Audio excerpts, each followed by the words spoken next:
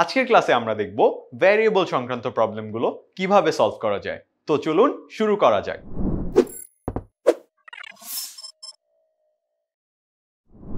এখন আমরা দেখব লোকাল ভ্যারিয়েবল কিভাবে কাজ করে। তো শুরুতে আমরা চলে যাচ্ছি সোর্সেস এর main.c এর মধ্যে। এখান থেকে আমাদের একটা লোকাল ভ্যারিয়েবল সেট করতে হবে। আমরা কিন্তু জানি যে মেইন ফাংশনের ভিতর যে ভ্যারিয়েবল থাকে তাকে লোকাল ভ্যারিয়েবল বলা হয়, রাইট? সো আমরা এখানে একটা ভ্যারিয়েবল নিয়ে নিব int a equal to 5। তাহলে আমরা a নামে একটা লোকাল ভ্যারিয়েবল নিলাম যার মান হচ্ছে 5 এবং আমরা এই মানটাকে দেখাতে যাচ্ছি।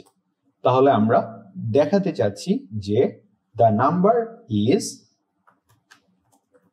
5, রাইট? তাহলে এখানে %d দিতে হবে এবং /n এর পর এখানে কমা দিয়ে আমাদের ভ্যারিয়েবলটা লিখতে হবে।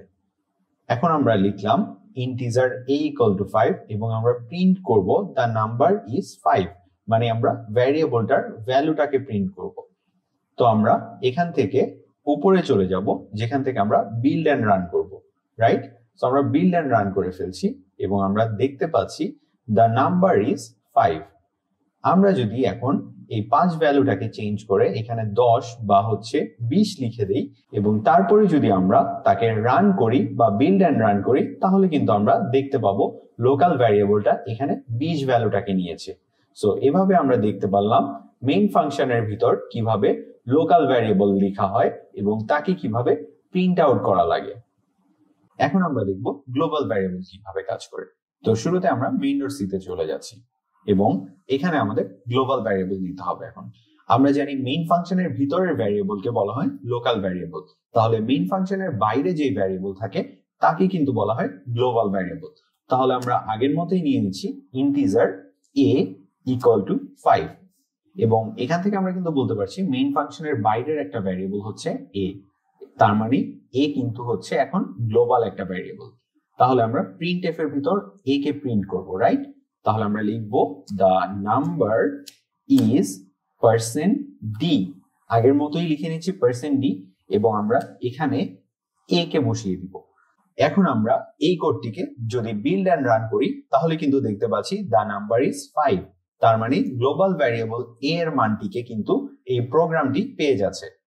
তাহলে এরই সাথে আমরা দেখে নিলাম কিভাবে আমরা একটা গ্লোবাল ভ্যারিয়েবলকে রান করতে পারি। এখন আমরা খুব ছোট একটা প্রোগ্রামের মাধ্যমে দেখব কিভাবে একটা মানকে সংরক্ষণ এবং পরিবর্তন করা যায় এবং তার জন্য আমরা শুরুতে main.c তে চলে যাচ্ছি এবং শুরুতে যেহেতু আমরা সংরক্ষণ করব তাহলে আমাদের একটা ভ্যারিয়েবল নিয়ে নিতে হবে। তো আমরা শুরুতে একটা ইন্টিজার টাইপের a ভ্যারিয়েবল নিয়ে নিচ্ছি এবং যার মান আমরা সংরক্ষণ করছি 5, তার মানে a এর মান হচ্ছে 5। এখন আমরা দেখাতে চাচ্ছি the number is 5, তাহলে আমরা লিখব the number is %d এবং যেহেতু আমরা a ভ্যারিয়েবলের মানটাকে প্রকাশ করছি তাহলে আমরা লিখে দিব a। এখন আমাদের আপডেটের প্রসেসের মধ্যে চলে যেতে হবে, তার মানে আমরা সংরক্ষণ করেছিলাম, এখন করব পরিবর্তন। তাহলে আমরা a এর মান এখানে লিখে দিচ্ছি 50, তার মানে a এর মান আমি পরিবর্তন করে 50 এ নিয়ে গিয়েছি। এখন আমরা প্রিন্ট f করব যার মধ্যে আমরা লিখব যে the updated number is 50, right? the updated number is 50, তাহলে এখানে আবার %d নিয়ে নিতে হবে এবং /n দিয়ে আমাদের বাইরে ভ্যারিয়েবলটা লিখে দিতে হবে। এখন আমরা বিল্ড এন্ড রান করে নিচ্ছি।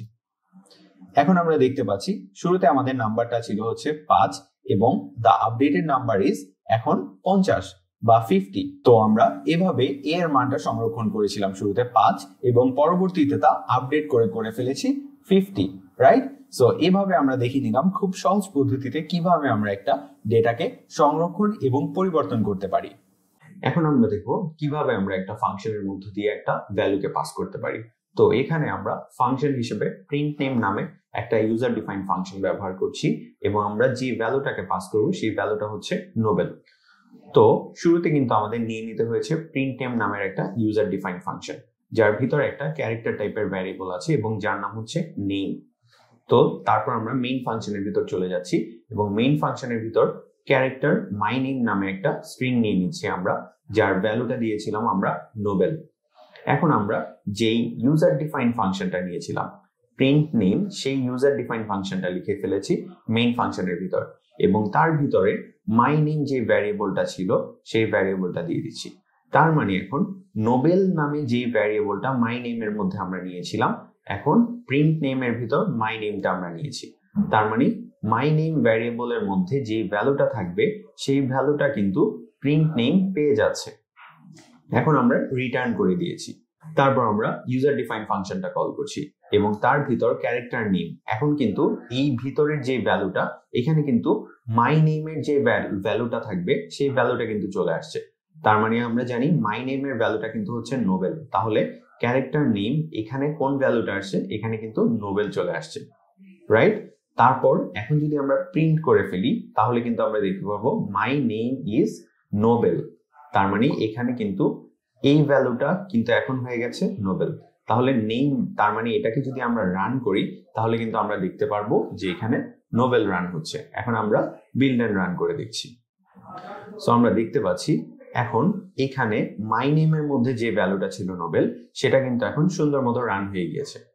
এখন আপনারা যদি এখানে নোবেলের পরিবর্তে অন্য কোনো ভ্যালু নেন, যেমন অ্যালেক্স, তাহলে কিন্তু এখানে নেইমের মধ্যে অ্যালেক্সই চলে আসবে। সো আমরা রান করে দেখছি, এখানে অ্যালেক্স চলে এসেছে। এখন আপনাদের মধ্যে কিন্তু প্রশ্ন জাগতেই পারে যে মাই নেমের পর এখানে থার্ড ব্র্যাকেট দিয়ে আমরা খালি রেখেছি। আমরা কিন্তু চাইলে এখানে এটার সাইজটা ডিফাইন করে দিতে পারতাম, বাট আমরা সাইজটা ডিফাইন করে দিইনি, কারণ আমরা জানি যে নোবেল আর অ্যালেক্সের সাইজ কিন্তু সেম না। আমরা কিন্তু চাইলে এখানে লিখতে পারতাম মঞ্জুরুল আহসান। তার মানে এটা কিন্তু আরো বড় একটা স্ট্রিং, রাইট? সো এই স্ট্রিং আর নোবেলের সাইজ কিন্তু সেম না।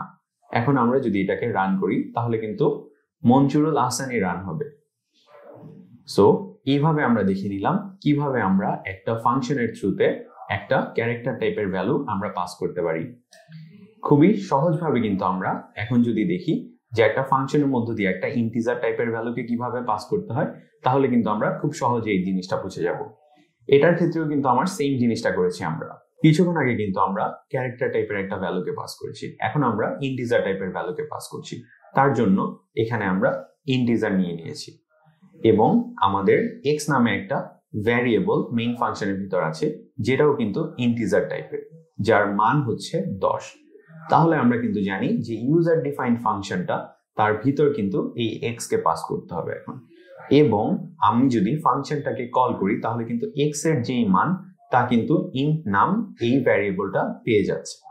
তাহলে এখন যদি আমরা প্রিন্ট করি দ্য নাম্বার ইজ %d, তাহলে কিন্তু এক্স এর মানটা প্রিন্ট হয়ে যাচ্ছে, রাইট?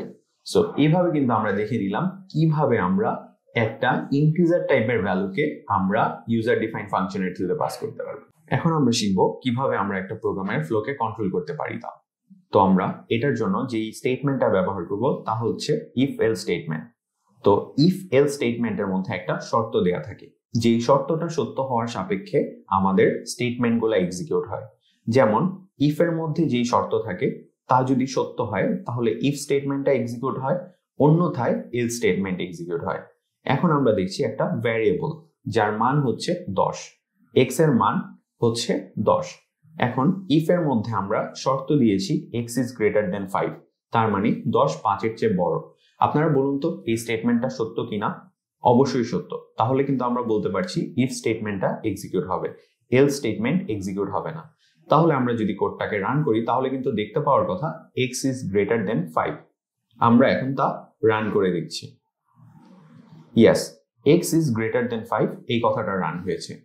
এখন আমরা যদি শর্তের মধ্যে হালকা একটু পরিবর্তন এনে ফেলি, যেমন এক্স ইজ লেস দেন 5, তাহলে কিন্তু আমরা বলতে পারছি প্রথম স্টেটমেন্টটা সত্য হবে না। তার মানে এল স্টেটমেন্টটা সত্য, তার মানে এল স্টেটমেন্টটা রান হয়ে যাবে। তার মানে রান হবে x is less or equal to 5, right? So এখন আমরা রান করে দেখছি। এই যে এখন আমরা দেখতে পাচ্ছি x is less than or equal to 5 এই কথাটা রান হয়ে গিয়েছে।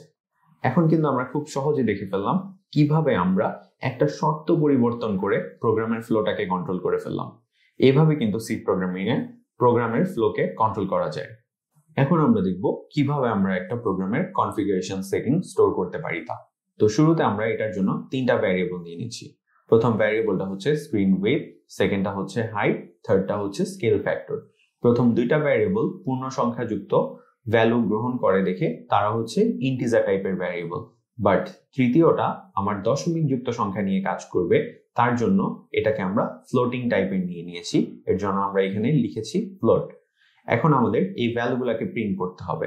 আমরা যদি স্ক্রিনের রেজলিউশনটা দেখাতে চাই তাহলে কিন্তু আমরা জানি স্ক্রিনের রেজলিউশন হচ্ছে উইথ ইন্টু হাইট। তাহলে আমরা শুরুতে নিচ্ছি স্ক্রিন উইথ, সেকেন্ডে নিয়ে নিচ্ছি স্ক্রিন হাইট। তাহলে কিন্তু আমরা দেখতে পারবো এখানে 800 ইন্টু 600, কারণ আমরা যেহেতু ইন্টিজার টাইপের ডেটা নিয়েছি, ইন্টিজার টাইপের ডেটা দেখানোর জন্য আমরা জানি %d দিতে হয়। আর ফ্লোটিং পয়েন্ট টাইপের ডেটা নিয়ে নিয়েছি আমাদের স্কেল ফ্যাক্টরের মধ্যে, এবং এটা দেখানোর জন্য আমাদের নিতে হয়েছে %f এবং আমাদের ভ্যারিয়েবলটা লিখতে হয়েছে স্কেল ফ্যাক্টর। এখন আমরা যদি প্রোগ্রামটাকে রান করে ফেলি তাহলে কিন্তু আমরা দেখতে পারবো যে এখানে স্ক্রিন রেজলিউশন 800 ইন্টু 600 এবং স্কেল ফ্যাক্টর 1.5000, অনেকগুলা জিরো চলে এসেছে, তাই না? এখন এই জিরোটাকে যদি আমরা কন্ট্রোল করতে চাই তাহলে কিন্তু %f এর পর আমরা খুব সহজেই 0.1 দিয়ে দিতে পারি, তাহলে কিন্তু 1.5 চলে আসবে। এখন 0.1 দেওয়ার রিজন হচ্ছে দশমিকের পর একটা সংখ্যা দেখাবে। এখন যদি কোডটাকে রান করা হয় তাহলে কিন্তু 1.5ই চলে আসবে। এই যেমন স্কেল ফ্যাক্টর এখানে দেখা যাচ্ছে 1.5, কারণ এখানে 0.1 এর জন্য এখানে দশমিকের পর 1 এসেছে। এখন আমরা যদি এখানে 0.2 লিখে ফেলি তাহলে কিন্তু এখানে 1.50 চলে আসবে, যেমনটা এখানে দেখতে পাচ্ছি আমরা। এই যে স্ক্রিন রেজলিউশন ঠিকঠাক চলে এসেছে এবং স্কেল ফ্যাক্টর 1.50। এভাবে কিন্তু আমরা খুব সহজে একটা প্রোগ্রামের কনফিগারেশন সেটিং স্টোর করতে পারি।